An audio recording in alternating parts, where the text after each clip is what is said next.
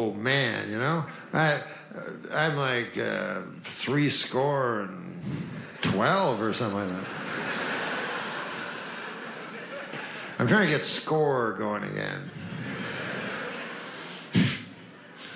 I feel that Lincoln, when he thought that up, he thought that was going to go. You know what I mean? Like his wife was like, why don't you just say 87? He's like, why don't you shut the fuck up?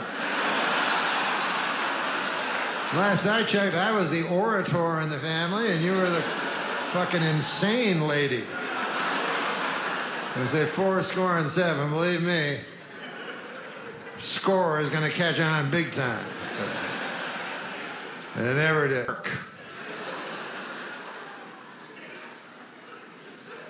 I also noticed that desserts are different nowadays. When I was young, the waiter would come and he'd go, what do you want for dessert? Cherry pie or apple pie? And you go, I will have a cherry pie. And the guy would bring one. It was very simple, you know. Things were very simple back then. Now, desserts, oh my Lord. The guy shows up and he's got a big tray, a canted angle, and every confection known to man is on it. And I don't like the way he talks, like, because he doesn't talk like the pork chop talk anymore. All of a sudden, for the dessert, he's like, oh, sexual undertones, you know. I mean, he's all like, ah. Why are you saying ah like that? He's like, ah. May I tempt you with something? Tempt me?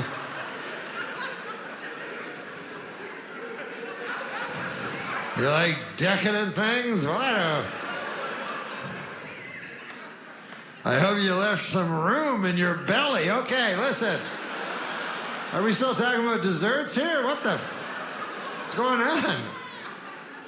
I don't want to end up blowing you in the bathroom or something. I don't want to end up blowing the guy in the bathroom. Listen. I can be tricked as much as the next fella, and I don't want to be in the bathroom. Hey, wait a second. Whoa.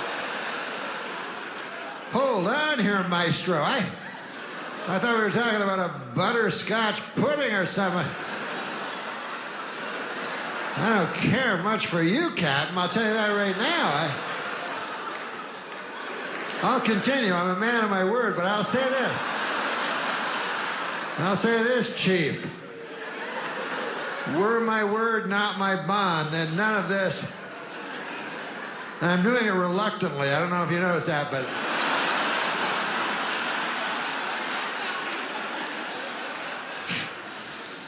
Sex to me is, first of all, I'm an old. About not drinking is the sex, because if you're drinking, you can meet a girl, she'd be drunk, and then that very night, you can have sex with her, called a one-night stand. Now, if you're not drinking, I don't know if you've ever had a one-night stand dead clean sober, but I have, and it's not a lot of fun.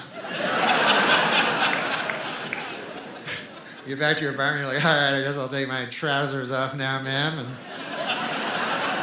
no, I won't. Sorry about that. Well, goodbye. It's nice to meet you. I don't know what I was thinking. We're human beings. Once again, I apologize for the trousers incident. Very nice to meet you. Because booze, somehow, I don't know how it works, but it's some magic elixir where it takes away it makes you think that sex is not a dirty, filthy, shameful thing. I don't know how it does it, but it does it. And in regular life, that's why sex is so tough to get going, because it's so shameful and filthy, and obviously meant only for procreation. And so when you do it, you know, and my friend was like, oh, there's nothing shameful about sex. But I was like, of course there is. And I kind of, like, think about what you do before sex. You know what I mean? Like, you put the phone off the hook and everything like that. You make sure the kids aren't around, whatever, you know? You pull the blinds down, right? What's that? That's shame? That's what blinds were made for. Pull down, shame. You don't pull the blinds down when you're making a nice cherry pie for old Witta Hamilton. Huh? I notice they stay up for that. Poor old Witta Hamilton. Her osteoarthritis now has become so bad. I don't know if you know Witta Hamilton, but really her only joys in the later years has become her pies. And her osteoarthritis has become so bad she can't knead anymore. You know, I have to knead. Well, she's now lost her ability to knead. Anyway. No, I'm just saying, I don't want to boast or anything, but if it wasn't for me and some of the other members of the community, I don't know if the old bird would still be with us. But that's not the point. The point is sex is a filthy, shameful thing.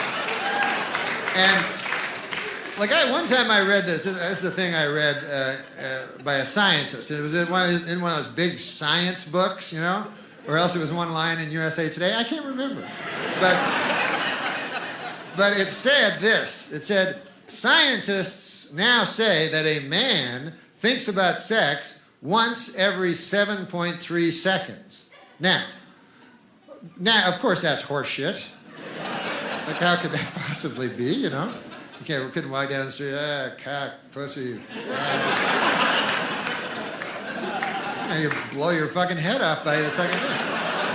And also, I'm a man. I don't need no scientist telling me nothing. I know what I think once every 7.3 seconds.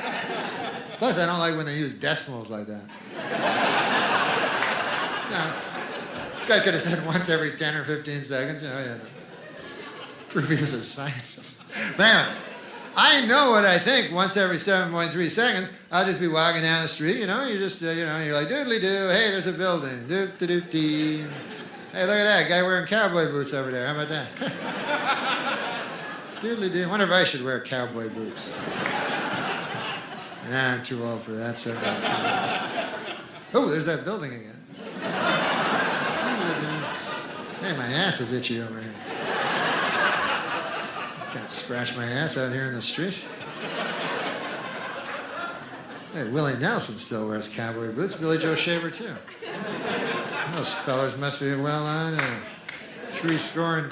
Anyway, it's just a bunch of meaningless gibberish. That's my point. But it's not sex. And then the real time, this is the amount of time that you think about sex. Every once in a while, which is not a science. Scientists don't like that term. But every once in a while you think about it, and you know, like I think about it every couple days, or if you're a younger man, you probably think about it more, you know what I mean? But then the problem becomes, when you think about it, is all you can think about. You know what I mean? It just encompasses your whole brain. You know, you're just like, ah! You're like a fucking werewolf or something. Like, usually you're a civilized human being. But then every couple of days you're like, ah! And then you gotta close the blinds, you know? And then, the bedroom, you gotta go back to the bedroom. Yeah, take a lady back there. And then you go to your bedroom, which normally I love the bedroom. It's the most beautiful place where you can, you know, finally escape this hellish joke we call life and just, you know, lie on your Tempur-Pedic pillow and dream of jelly rolls and stuff like that. But now when you're in this state, you know what I mean? Then you go in, you're like, ah! And the things that you do in that bedroom, good Lord God, it's beyond the imagination of you as a civilized human being most of the time. You know what I mean? You're in there, you're like, ah! Ah! Your fucking mind's gone. Your mind is gone. That's all I know. You ever actually say things that you're doing, your mind's fucking so gone, you're like, I am fucking you! Ah! My cock is going to hell!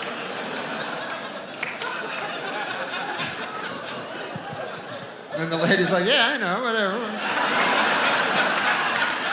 have to say it. Ladies don't have that thing. They're more elevated. I don't know what I can't speak for ladies. I don't know what the fuck they do.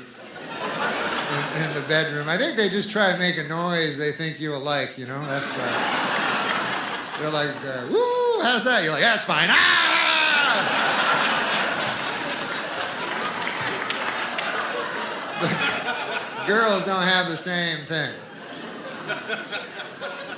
You know how you can really know that is you ever be having sex with a lady, the phone rings, lady can answer the phone. Whilst you're having sex, she's like, oh, yes, that's good, whatever that is, ah. And then the phone rings, she's like, hello? And you're like, ah. She's like, oh, hi, Marcy, what's going on? Well, you're not going to get it back. Because it's Shirley? Well, no, it's not you, honey. You're too good. Well, don't you remember the blouse? Look, sweetie, I'm on your side.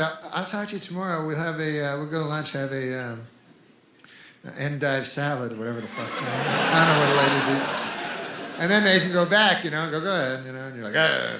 But the point is, the guy would never answer the phone. It would be impossible. You can be like, ding, ding, hello? Oh, yeah, hey, Frank, what's going on?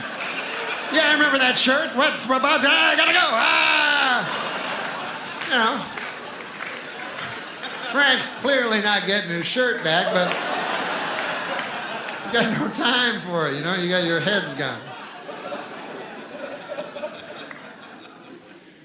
But I'll tell you, when you know sex is the most shameful, when you feel it the most, is a moment after sex.